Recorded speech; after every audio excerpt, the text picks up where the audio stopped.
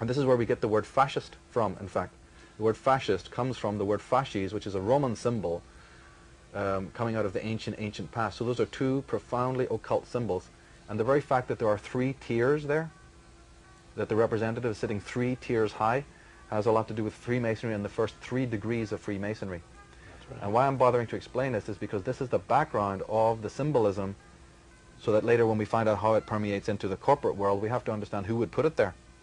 That symbolism is very much at the heart of things that are very close to us today, which is government, business, education, and advertising. And one of the most important of Freemasonic symbols is what we call the checkered floor, or the floor of the house. And you'll often hear that euphemism said by politicians when they say, would the speaker come to the floor of the house? That term is Masonic and has to do with the checkerboard. Here we see the same image on an apron, which Freemasons wear. And there you have the eye and the symbol of the sun. We're going to get to the symbol of the sun.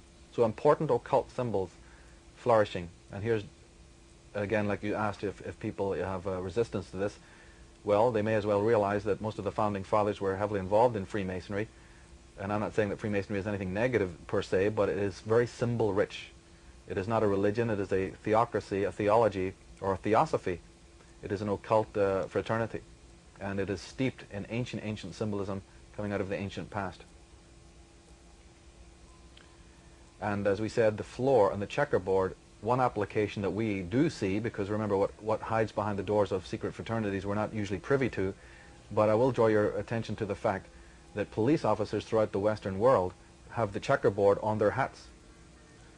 And you will see the symbol, and many of the other symbols that are worn by the police and by the Navy and by the Army are actually symbols from Freemasonry. They're just showing you that they officiate for Freemasonry. In fact, in this country, your police cars are even black and white. And we don't have time to go into the entire symbolism connected to that, of course. But there are people like Jordan Maxwell who specialize in this. And the first 3 degrees of Freemasonry are actually called the blue degrees. And that is one of the reasons why the United Nations, some of the costumes and uniforms that police and Navy and nurses and so on wear in society are that color. There's a special kind of color. And what I'd like to point out also, of course, is the fact that the ground plan of many of the cities of the Western world, you see, are actually based on sacred geometry, occult metaphysical geometry, and astrology. And in fact, in America, this is a layout of Washington, D.C., it turns out that Washington, D.C. has 22 zodiacs incorporated into the architecture of the city. This is more than any other place in the world. Even in London, there's only 4, friezes or zodiacs. In one city alone in America, of course, America's lots of cities have pyramids and obelisks and sphinxes and what have you, but Washington is based on occult geometry, and it has 22 zodiacs within the layout of the city itself. That's a square and compass from Freemasonry. Yes. On the side there. Yeah, this is a view of Freemasonry, and some scholars have gone into this with great depth. One of them is a man who recently wrote a book on this. This kind of research has gone back many hundreds of years, but for convenience sake, a man has written an absolutely magnificent tome, and his name is David Obeson. He wrote a book called The Secret Architecture of Our Nation's Capital. And this book, you see, lends credibility to what people like myself have been saying for decades. And in this book, he goes to the memoirs, to the journals, to the letters between the founding fathers and the architects and the statesmen of this country, and proves that they were interested in these topics, these occult premises. And here again, and even the namings of certain places, like Shooter's Hill and Alexandria, these are places in Washington, D.C., the layout of the streets and so on. In fact, the chief Masonic hall in Washington, D.C., and some people say throughout America, is actually on a hill in Washington called Shooter's Hill. Now, this innocuous name would be passed by a lot of people until we realize that the word shooters is a euphemism for the sign of Sagittarius. And many things, as I said, government buildings within Washington, D.C., like the 7 main buildings, are aligned with constellations. Many cities of the Western world are. And specifically, the Masonic Hall is aligned with the constellation of Sagittarius, and even the name of the hill it's sitting on is a veiled, cryptic euphemism for Shooter's Hill, because the sign of Sagittarius has been known as the archer or the shooter. And Sagittarius is an extremely important sign of the zodiac. And what I'm talking about here is not your regular, a natal newspaper type of astrology. This is occult astrology. And Sagittarius is extremely important. And the archer, his arrow is actually facing the very center of our galaxy. The reason why he has a bow and arrow is because the arrow is facing a certain target. Well, what target? Constellation of Sagittarius is where the center of our galaxy is. So our whole solar system is spiraling towards a place very close to the sign of Sagittarius.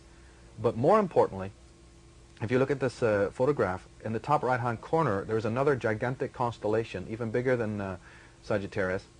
And this constellation is massive, and it straddles the signs of Scorpio and Sagittarius. And no astrologer, very few astrologers ever draw attention to this. But in occultism is a very, very important constellation, and it's called Ophiuchus, the serpent bearer, and it is known as the 13th sign of the zodiac. And this 13th sign is of extreme importance in occult and Freemasonic ritual. And many of the things that we see, like the design of courtrooms, for instance, other anecdotes connected to the number 13, many assassinations, believe it or not. For instance, I can give you one example, is President Kennedy's assassination was on November 22nd. This happens to occupy, in calendrical and astrological calendar, the sign of the 13th sign of the zodiac. This is why we have the magistrate in a court being the 13th juror. You have 12 lesser jurors and the 13th sign, the 13th person. And you go into a precinct, you see, which is outside the normal laws of causality. You are now in what they call the area of the black sun, out of the normal passing of time and space and into the place of judgment where you're going to be judged. And Sagittarius as a sign, astrologers will know, is very connected to the concept of justice and judgment and civic authority, you see. So lots and lots of symbolism connected there. In Freemasonry, we have the symbol of the pentagon, or the pentacle. That's a star, and this, of course, the symbol of the star you find on corporate logos just all over the place. Later on, we'll get into that, and the colors of the 5 elements. The number 5, it has a lot of occult properties, and it has really nothing to do with black magic like a lot of people think. But we do find that, again, turning up in very familiar areas, like the police badge, you see, and so on. And in fact, when you do get arrested, you're brought in, and they say that you broke the law. The very term breaking the law goes back to the Mosaic or Talmudic law and breaking the law. And many sheriff's badges and all are 6-sided, just like the Star of David, which people of the Hebrew persuasion will recognize, but that is not a Hebrew symbol. That is a symbol going back to the Aryan cults of India. It's a symbol that predates Western understanding, and originally was a symbol of the sun.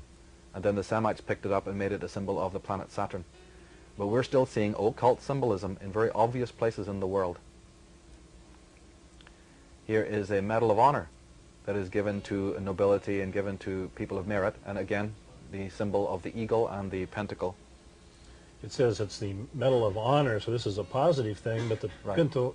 pentagram is upside down. Does that mean anything? No, actually, this is erroneous. Christians point to the fact that the inverted pentacle is negative, or the number 666 is negative, black cats are evil, the number 13 is evil, and so on. Basically, in my studies, I realized that, you see, our inheritance is the great ancient symbolisms coming out of the past. And when we're working with that kind of symbolism, we're enriched and empowered. But when Christianity and the Orthodox religions came along, they had to demonize all of this stuff to remove us from our central power so that they could then assume control. Let me make it absolutely fundamentally clear to answer that very good question that you just asked, and that is that no symbol in itself is negative. No number, no color, no symbol is in itself a negative, has any negative meaning. It is who is using it and for what for that makes it negative.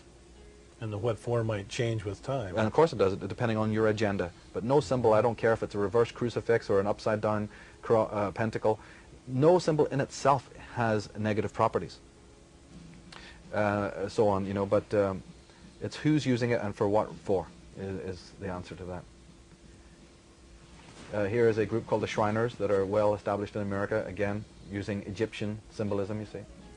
And the American flag is an occult symbol. It has stars on it. People look at this every day and never think about the symbolism that went into the colors or the choice, or why there are 4 short stripes of red and 3 long stripes, how the number 13 and the number 51 appear so often on the star, you see. And here's an even better example, is the California flag. which is always shows the